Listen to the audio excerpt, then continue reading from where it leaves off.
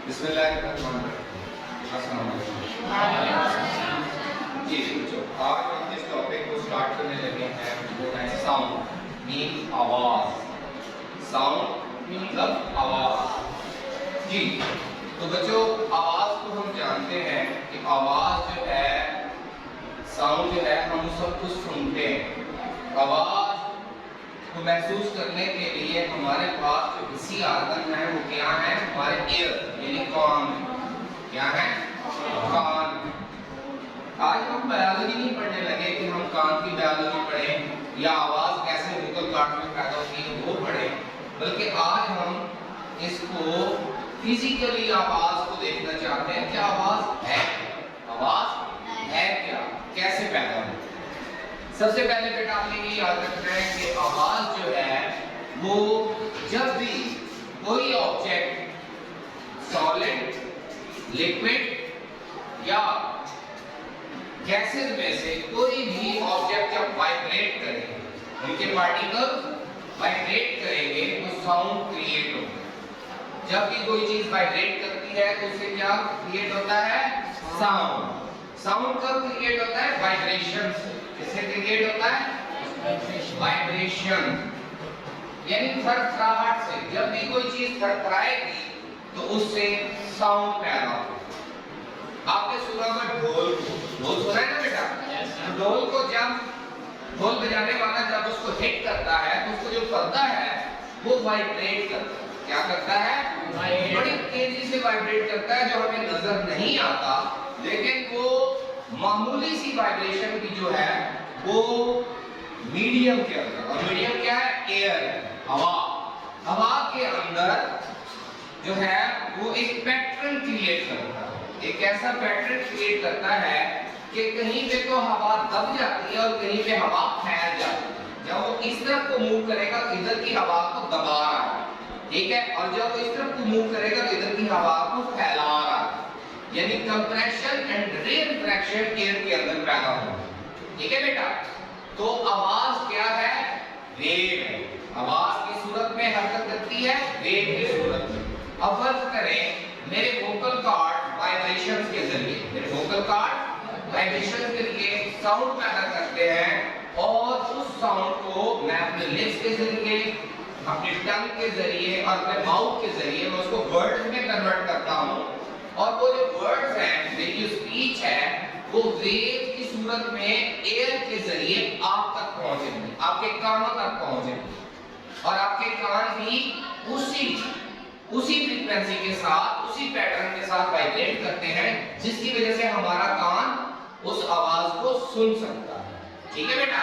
तो हम कह रहे हैं कि आवाज जो है वो जब कोई चीज वाइब्रेट करती है तो हवा के अंदर ये पैटर्न बनता है। कहीं पे हवा दब जाती है और कहीं पे हवा फैल जाती है। ठीक है बेटा? तो जहां पे अब हवा में कंप्रेशन ज्यादा है, हम वहां पे आवाज को बड़ा पैदा करें। ठीक है? ये क्या है? कंप्रेशन। ये क्या है? कंप्रेशन है। ठीक है बेटा? और ये क्या है? रेयरफ्रैक्शन। रेयरफ्रैक्शन। तो ये बेटा हवा के अंदर एक पैटर्न बनता है जिसकी वजह से साउंड वेव्स जो है वो मीडियम के अंदर ट्रैवल करती है, प्रोपेगेट करती है। सेकेंडली आप देखें वो ये है कि साउंड वेव्स जो है ये मैकेनिकल वेव्स है। साउंड वेव्स कौन सी वेव्स हैं? Mechanical waves. और मैकेनिकल वेव्स ऐसी वेव्स होती हैं जिनको प्रोपेगेट करने के लिए, ट्रैवल करने के लिए किसी मीडियम की जरूरत है। सो साउंड वेव्स एयर में भी, लिक्विड में भी और सॉलिड में भी प्रोपेगेट करती है, मूव करती है।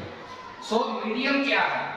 मीडियम बेटा और वेव क्या है? अगर हम वेव को देखें, अब हम अंडरस्टैंड करेंगे कि मीडियम क्या है और वेव क्या है। सबसे पहले हम जाते हैं वेव की तरफ। What is wave? लहर। तो बेटा आप लहर से वाकिफ है ना? कभी आपने पानी में पत्थर फेंका है? आपने देखा होगा तो उसके अंदर वेव्स क्रिएट होती है।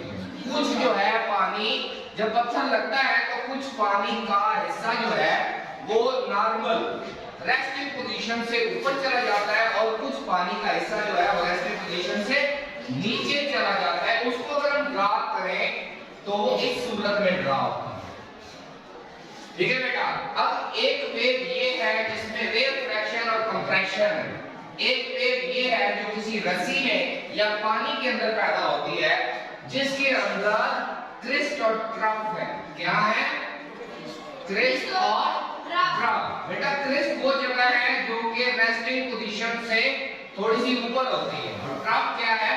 रेस्टिंग पोजीशन से डाउनवर्ड, रेस्टिंग पोजीशन से नीचे वाली जगह को ट्रफ, और उर्दू में तो कहते हैं मद्दोजज़र। क्या कहते हैं? मद्दोजज़र। और मद्दोजज़र जो है वो एक पैटर्न के साथ एक जगह से दूसरी जगह पे जाता है। अब हम देखते हैं कि व्हाट इज वेव। अगर हम इन दोनों वेव्स को देखें तो हम इसकी डिफाइन करने की कोशिश करते हैं कि वेव मीडियम के अंदर एक ऐसा बिगाड़ है जो तवानाई को एक जगह से दूसरी जगह मुंतकिल करता है। वेव क्या है? किसी भी मीडियम के अंदर ऐसा बिगाड़ है जो तवानाई को एक जगह से दूसरी जगह मुंतकिल करता है। फर्ज करें पानी में पत्थर फेंकते हैं तो उसकी वजह से पानी के अंदर एक बिगाड़ पैदा होता है। पानी के अंदर एक बिगाड़, वो बिगाड़ जो है वो मीडियम के अंदर वेव की सूरत में मूव करता है और किनारे तक ले जाता है एनर्जी। उस वाइब्रेशन को किनारे तक ले जाता है, उस बिगाड़ को किनारे तक, यानी एनर्जी को ट्रैवल करता है। अब हम देखते हैं कि इन दोनों वेव्स के अंदर डिफरेंस क्या है। दोनों वेव्स के अंदर डिफरेंस क्या है? अगर बेटा इसमें देखें तो इसमें जो हवा की जो ज़रात है वो इधर को और इधर को मूव कर रहे हैं। एयर प्रेशर और कंप्रेशन में राइट और लेफ्ट मूव कर रहे हैं ना बेटा। अगर हम इस डायरेक्शन को देखें तो इन पार्टिकल्स की मूवमेंट की जो है वो बिल्कुल वेव की डायरेक्शन में, किसमें है? वेव के पैरेलल मूव कर रहे हैं। मीडियम के ज़रात वेव के पैरेलल मूव कर रहे हैं। ऐसी बेटा जो वेव होती है ऐसी वेव को कहते हैं लॉन्गिट्यूडिनल वेव। क्या कहते हैं? Longitudinal wave. लॉन्गिट्यूडिनल वेव ऐसी वेव्स होती हैं जिनमें मीडियम के ज़रात की डायरेक्शन भी वही होती है, यानी पैरेलल, जिधर को वेव जा रही है उधर को ही पार्टिकल्स के ज़रात की वाइब्रेशन होती है। ठीक है बेटा। तो ऐसी वेव्स को कहते हैं लॉन्गिट्यूडिनल वेव। अब हम ऐसी वेव्स को क्या करें? फर्ज करें कि ये एक रस्सी है और हमने इस रस्सी के ऊपर यहाँ पे एक जो है ना स्पॉट, कोई कलर, कोई चीज हमने लगा दी है। ठीक है।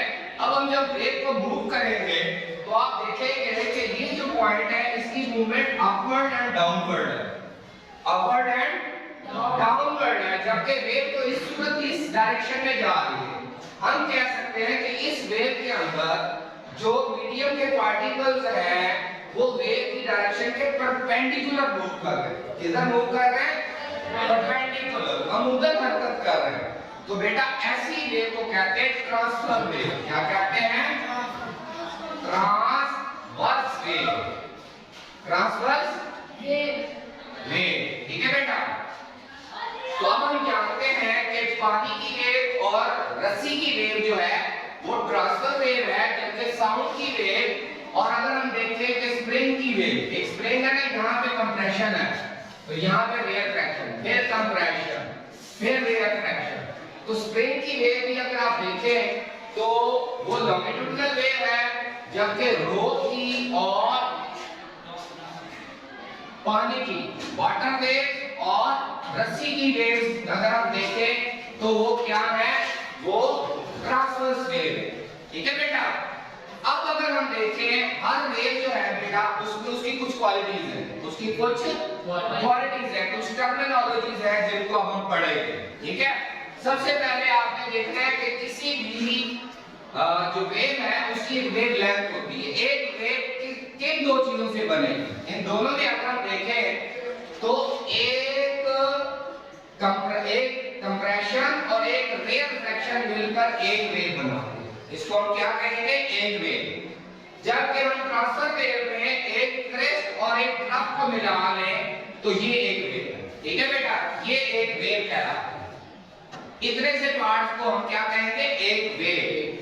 अब अगर हम इस वेव की वेवलेंथ निकालना चाहें कि हमारी वेव की लंबाई कितनी है, क्या है? वेव की लंबाई, वेवलेंथ एक टर्म है। क्या है? वेवलेंथ एक टर्म है। वो क्या होती है?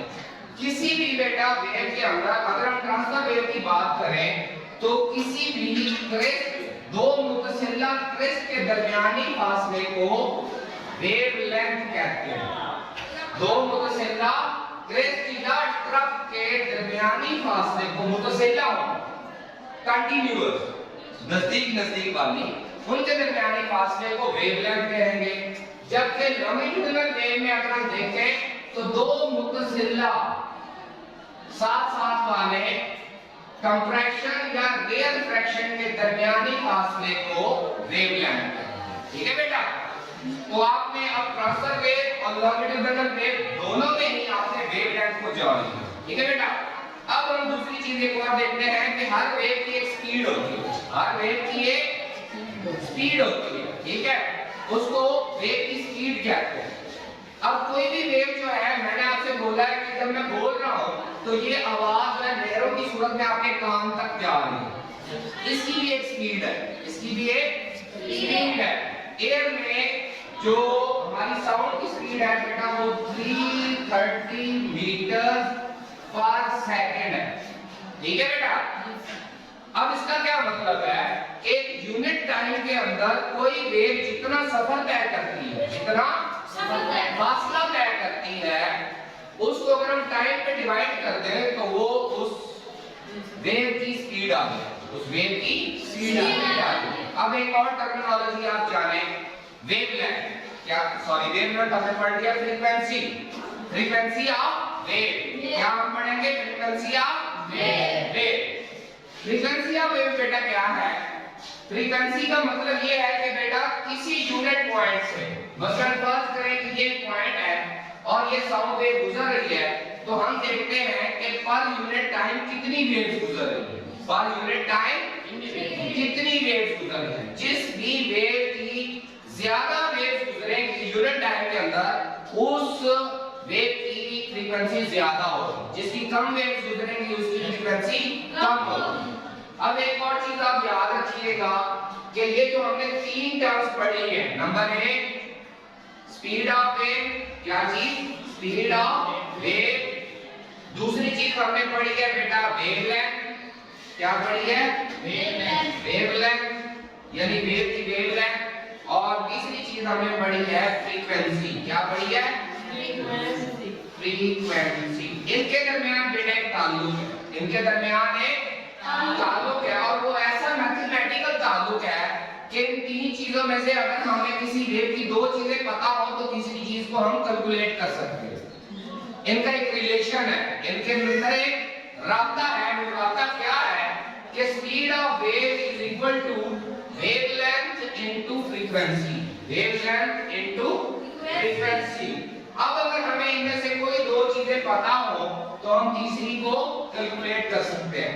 ये रिलेशन आपने बेटा याद रखना है, ये मैथमेटिकल रिलेशन है। किसी भी वेव, उसकी स्पीड और उसकी फ्रीक्वेंसी और उसकी वेवलेंथ के दरमियान एक रिलेशन है, इन तीन चीजों के दरमियान रिलेशन है। इस रिलेशन को आपने याद रखना है और इन टर्मिनोलॉजीज को आपने याद रखना है।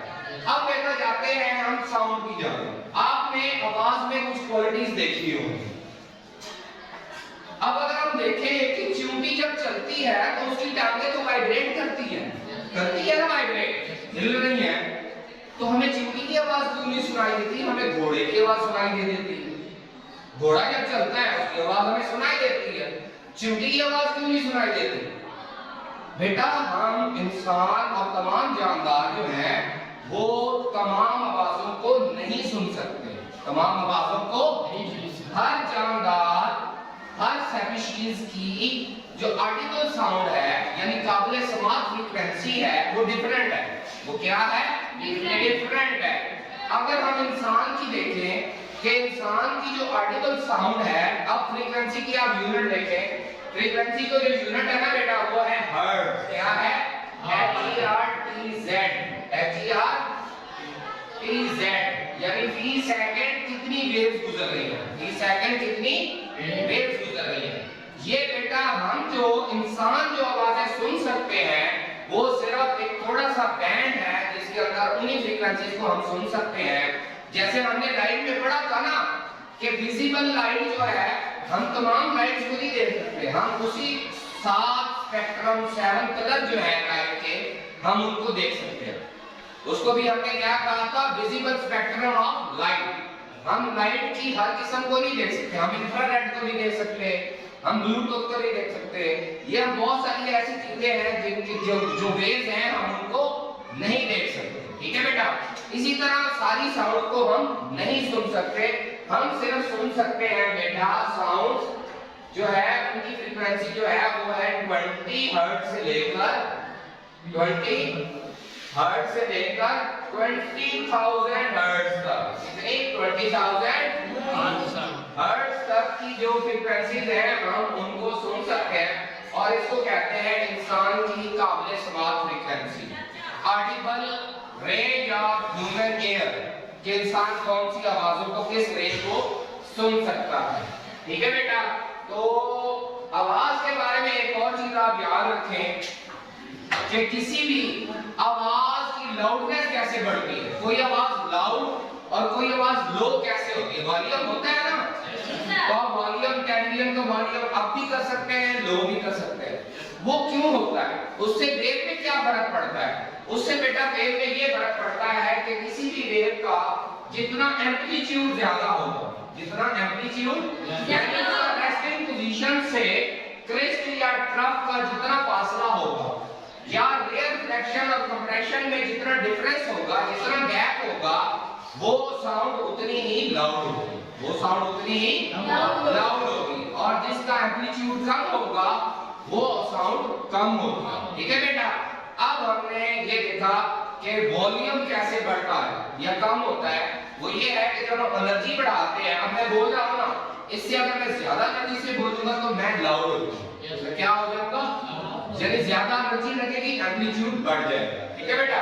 एक और चीज आपने गौर किया होगा कि छोटे बच्चों की और खवातीन की आवाज बारीक होती है, मर्दों की आवाज भारी होती है। ढोल की आवाज भारी है, बांसुरी की आवाज पतली है। ये किस वजह से होता है?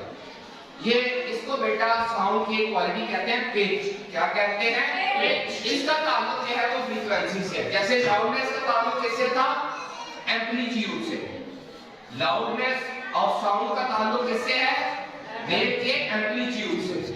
जबकि ये जो है जिसको हम पिच कहते हैं कि बाज आवाजें बारीक हैं, बाज आवाजें भारी हैं। मर्दों की आवाजें भारी हैं जबकि फीमेल्स की आवाज या बच्चों की आवाजें बारीक होती है। इसमें क्या रीजन है? ये आवाज की कौन सी क्वालिटी है जिसकी वजह ये उस पे डिपेंड करती है? ये बेटा फ्रीक्वेंसी पे डिपेंड करती है। हम जो मर्द हैं या जो भारी आवाजें हैं वो इस वजह से भारी हैं कि उनकी फ्रीक्वेंसी कम है, उनकी फ्रीक्वेंसी कम है। जबकि वो आवाजें जो बारीक हैं जैसे खवातीन की या बच्चों की, उनकी फ्रीक्वेंसी ज्यादा होती है, दैट्स व्हाई उनकी आवाज जो है वो बारीक होती है। इसको क्या कहते हैं? पिच। तो आपने ये याद रखना है कि loudness of sound depends upon the amplitude of the wave, जबकि पिच जो है ये फ्रीक्वेंसी आवाज की फ्रीक्वेंसी पे डिपेंड करती है। ये बेटा बेसिक कुछ टर्मिनोलॉजी जिनको आपने आज अंडरस्टैंड किया है, जिनका बेसिक कॉन्सेप्ट मैंने दिया है, एक बार फिर दोहरा लेते हैं कि हमने आज क्या क्या पढ़ा। सबसे पहले हमने पढ़ा है साउंड। क्या पढ़ा है? साउंड। साउंड कब पैदा होती है? जब भी कोई ऑब्जेक्ट वाइब्रेट करेगा, उसकी वाइब्रेशन की वजह से साउंड क्रिएट होगा। अब साउंड किस तरह ट्रैवल करती है? वेव की सूरत में। किस सूरत में ट्रैवल करती है? वेव की सूरत में। वेव दो किस्म की होती है, एक ट्रांसफर वेव और दूसरी लॉन्गिट्यूडिनल वेव। ट्रांसफर वेव और लॉन्गिट्यूडिनल वेव। रो और पानी की जो वेव्स होती है बेटा वो होती है ट्रांसवर्स वेव। कौन सी वेव होती है? ट्रांसफर। क्यों ट्रांसफर वेव है? इसलिए बेटा के जो मीडियम के पार्टिकल के ज़रात होते हैं वो वेव की परपेंडिकुलर मूव करते हैं, उसकी डायरेक्शन में मूव नहीं करते, तो ऐसी वेव्स को हम ट्रांसफर वेव कहते हैं। जबकि साउंड जो है ये लॉन्गिट्यूडिनल वेव। साउंड क्या है? लॉन्गिट्यूडिनल वेव है, क्योंकि इसमें मीडियम के ज़रात जो है वो भी उसी डायरेक्शन में मूव करते हैं जिस डायरेक्शन में साउंड मूव कर रही होती है। ऐसी वेव्स को हम कहते हैं लॉन्गिट्यूडिनल वेव, ठीक है बेटा। तो sound is a longitudinal wave. फिर हमने ये पढ़ा था कि अगर ये वेव है तो वेवलेंथ किसे कहते हैं? तो दो क्रिस्ट, दो मुतसिला क्रिस्ट या दो मुतसिला ट्रफ के दरमियानी फासले को वेवलेंथ कहते हैं ट्रांसफर वेव की सूरत में। लंबदल वेव की सूरत में दो मुतसिला रिफ्रैक्शन या कंप्रेशन के दरमियानी फासले को वेवलेंथ कहते हैं। फ्रीक्वेंसी किसे कहते हैं कि यूनिट टाइम के अंदर कितनी वेव्स एक जगह से गुजर रही है, जितनी ज्यादा वेव गुजरेंगी वो उतनी ज्यादा फ्रीक्वेंसी होगी। ठीक है बेटा। फिर हमने ये पढ़ा है कि speed of sound, speed of wave भी होती है कि यूनिट टाइम के अंदर कोई भी वेव जो है जितना डिस्टेंस तय करती है उसको स्पीड ऑफ वेव कहते हैं। ठीक है बेटा। अब हमने एक और चीज पढ़ी थी कि इन तीनों चीजों के दरमियान एक रिलेशन है, स्पीड, वेवलेंथ एंड फ्रीक्वेंसी के दरमियान एक रिलेशन है, मैथमेटिकल रिलेशन है कि speed of wave is equal to wavelength into frequency of wave. ये आपने याद रखना है। फिर बेटा हमने पढ़ा है कि जो फ्रीक्वेंसी की यूनिट है वो हर्ट्ज है और इंसान की जो आर्टिकल रेंज ऑफ फ्रीक्वेंसी है वो क्या है, 20 हर्ट्ज से लेकर 20,000 हर्ट्ज तक। हम इससे ज्यादा की फ्रीक्वेंसी वाली आवाजें भी नहीं सुन सकते और 20 से कम वाली फ्रीक्वेंसी की आवाजें भी नहीं सुन सकते। फिर हमने ये पढ़ा है कि किसी भी आवाज की लाउडनेस किस वजह से होती है, उसके एम्पलीट्यूड बढ़ जाता है, उसके एम्पलीट्यूड ज्यादा होगा तो आवाज लाउड होगी, एम्पलीट्यूड कम होगा तो आवाज कम होगी, वॉल्यूम कम होगा। तीसरी एक और चीज जो हमने पढ़ी है वो ये है कि पिच क्या है आवाज की, कि बाज़ आवाजें बारीक हैं और बाज़ आवाजें भारी हैं, तो उसकी डिपेंडेंसी किस पे है, आवाज की फ्रीक्वेंसी पे, वेव की फ्रीक्वेंसी पे। जितनी वेव फ्रीक्वेंट होगी, जितनी ज्यादा फ्रीक्वेंसी होगी वो आवाज उतनी पतली होगी। यानी बच्चों और खवातीन की आवाज इसलिए पतली होती है क्योंकि फ्रीक्वेंसी ज्यादा है, जबकि मेल्स की आवाज जो है वो जवान होने के बाद भारी हो जाती है क्योंकि उनका जो वोकल कार्ड है वो कम वेव्स पैदा करते हैं। क्या करते हैं, उनकी फ्रीक्वेंसी कम होती है इसलिए उनकी आवाज भारी होती है। थैंक यू वेरी मच बच्चों। आई एम क्वाइट श्योर कि आपने कुछ बेसिक आवाज के बारे में कुछ कांसेप्ट को रिमाइंड किया होगा, जरूर सुना होगा। इनको जरूर याद कीजिएगा, इन पे गौर कीजिएगा और इसको महसूस कीजिएगा। इंशाल्लाह नेक्स्ट जो है हमारा ऑब्जेक्टिव जो एक्टिविटी है वो ये है कि हम लैब में जाएंगे और हम देखेंगे कि क्या मीडियम के बगैर जो है वो साउंड ट्रैवल कर सकती है। उसके अंदर हम ये करेंगे कि जार के अंदर एक टैंक को रखेंगे, जब तक उसमें हवा होगी तो हमें उसकी साउंड बाहर सुनाई देगी, और जब हम उसमें से वैक्यूम पंप के जरिए एयर निकाल देंगे तो अगर हम बेल को बजाएंगे भी तो हमें साउंड सुनाई नहीं देगी, क्योंकि गैप आ मीडियम के अंदर क्या आ गया, गैप आ गया है। और साउंड एक वेव है, मैकेनिकल वेव है, जिसको प्रोपेगेट करने के लिए मीडियम की जरूरत है। तो जब मीडियम दरमियान में नहीं होगा तो साउंड हम तक ट्रैवल करके नहीं आएगी। इंशाल्लाह नेक्स्ट जो है हम उस एक्टिविटी पे बात करेंगे। Thank you very much. अल्लाह हाफिज़।